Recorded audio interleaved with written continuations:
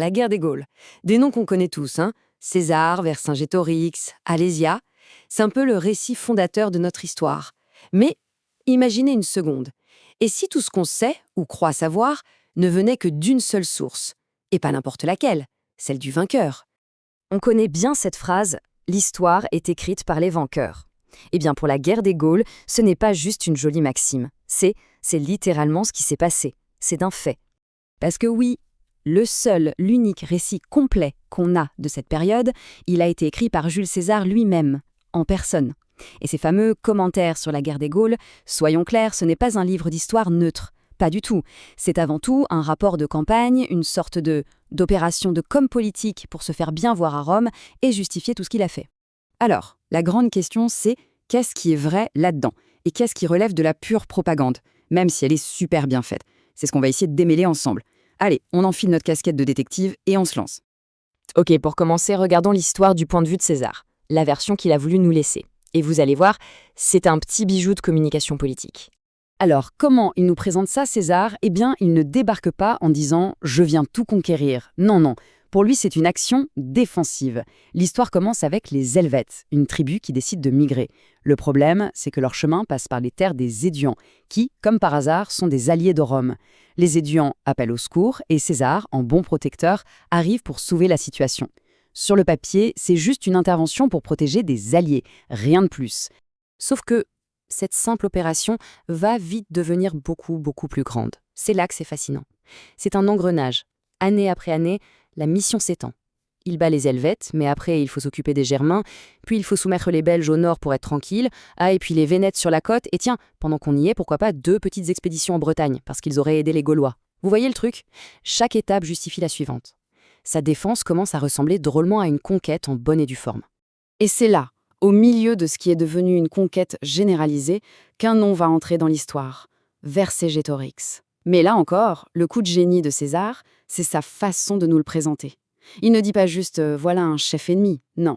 Il sous-entend qu'il le connaissait d'avant, que ce jeune noble Arverne aurait même pu faire partie de ses troupes auxiliaires. Il utilise un mot très fort, fourbe, ça veut dire tricheur, traître. Et ce mot n'est pas anodin. Ça transforme Vercingétorix. Ce n'est plus un adversaire respectable qui défend son peuple, c'est un traître qui a retourné sa veste. Et en faisant ça, César se donne le beau rôle. Il transforme une révolte politique en une affaire de trahison personnelle, ce qui justifie complètement, aux yeux de Rome, de l'écraser. Bon, on a vu la version de César. Maintenant, mettons-la de côté un instant et essayons de voir ce qu'il y avait vraiment en face. Qu'est-ce que l'archéologie, elle, nous raconte sur la Gaule de l'époque? Cette phrase, elle n'est pas d'époque, bien sûr, mais elle tape dans le mille. Le concept même d'un peuple gaulois, unifié, c'est avant tout une vision romaine. C'est bien plus simple de dire qu'on combat les Gaulois plutôt qu'une multitude de peuples différents. Ça simplifie le narratif.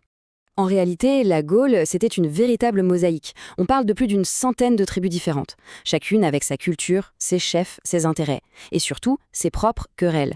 C'était loin d'être un bloc uni. D'ailleurs, certains, comme les Éduins, étaient des alliés de longue date de Rome. Le vrai talent de César, ça a été de jouer sur ces divisions, de monter les uns contre les autres. L'autre grande idée reçue, c'est celle de la Gaule, comme une immense forêt peuplée de barbares. L'archéologie a complètement changé cette image. En fait, on a affaire à une civilisation plutôt sophistiquée, avec une agriculture dense, des routes commerciales, un artisanat du métal incroyable et de grandes villes fortifiées qu'on appelle des oppida. C'était de vrais centres de pouvoir. On est très loin du cliché. Et au combat alors, le courage individuel des Gaulois, personne ne le remet en cause. Même pas César. Non, l'énorme différence, c'est l'organisation. D'un côté, on a le légionnaire romain, un soldat pro, équipé par l'État, qui fait partie d'une machine de guerre hyper disciplinée. De l'autre, le guerrier gaulois, un combattant qui s'équipe lui-même selon sa fortune et qui se bat pour sa gloire et celle de son chef. C'est vraiment le choc entre une armée de métier et une aristocratie de guerriers. Et ce choc des cultures militaires va connaître son apogée, son point culminant, dans un endroit devenu légendaire, Alésia. C'est le siège qui va tout décider. Imaginez la scène, César a environ 50 000 hommes. Et face à lui, retranché dans la forteresse d'Alésia, Vercingétorix a quelque chose comme 80 000 guerriers. Les Romains sont moins nombreux, en plein territoire ennemi. Franchement, la situation semble désespérée pour eux. Et là, César va tenter un coup de poker absolument dingue. Au lieu d'attaquer, il va construire. Ses légions se transforment en ingénieurs et bâtissent une double ligne de fortification. Un premier mur de 15 km pour encercler Vercingétorix et l'affamé, et un deuxième mur de 21 km tourné vers l'extérieur pour se protéger de l'armée gauloise de secours qu'il sait en route. En gros, il s'enferme lui-même pour assiéger les autres. C'est un siège dans un siège, c'est du génie militaire à l'état pur. À l'intérieur d'Alésia, c'est un cauchemar. La faim s'installe. Vercingétorix est forcé de prendre une décision atroce. Il fait sortir les bouches inutiles, les femmes, les enfants, pour garder le peu de nourriture pour ses combattants. Il espère que César les laissera partir. Mais César ne bouge pas. Il refuse le passage. Ces civils vont mourir de faim, là, entre les deux lignes de fortification. C'est d'une cruauté absolue. Et c'est à ce moment-là que l'armée de secours gauloise déferle. Une force immense selon les dires de César. Ils attaquent la muraille extérieure et au même moment, Vercingétorix tente une sortie massive. Les Romains sont pris en sandwich. Ils se battent dos à dos, sur deux fronts. C'est le chaos total. Et pourtant, grâce à leur fortification, leurs pièges et leur discipline de fer, ils tiennent bon. Finalement, l'armée de secours est repoussée. Elle se disperse. C'est la fin. Vercingétorix comprend que c'est perdu. Il se rend pour épargner ses hommes. Mais la fin est terrible. Les Gaulois survivants sont distribués comme esclaves aux légionnaires. Et Vercingétorix est emmené à Rome. Il va croupir en prison pendant 6 longues années, avant d'être traîné enchaîné dans les rues pour le défilé triomphal de César, puis d'être étranglé publiquement. Le vainqueur efface le vaincu. On pourrait croire que l'histoire s'arrête là. Mais non. Parce que ce personnage, que César a tout fait pour humilier et effacer, va faire un retour fracassant, mais presque 2 millénaires plus tard. Pendant des siècles, Vercingétorix n'est qu'une note en bas de page de l'histoire de César. Il est complètement oublié. Et puis, au XIXe siècle, Napoléon III cherche à construire un grand roman national pour la France. Il a besoin de héros, de racines, et il va littéralement exhumer Vercingétorix pour en faire le premier grand héros national français. C'est le début d'une seconde vie pour lui, et quelle vie!